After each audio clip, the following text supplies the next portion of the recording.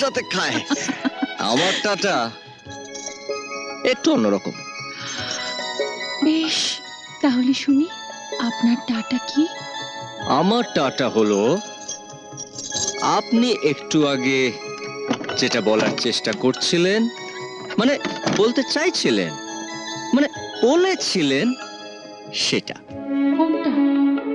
মানে শতকরা ৯৯.৫ জন বাঙালি পুরুষ মানুষের বিয়ের পর নতুন বউকে দেখলে যে ইচ্ছেটা করে, মানে মাছ দেখলে বিড়ালের চুকচুকানি।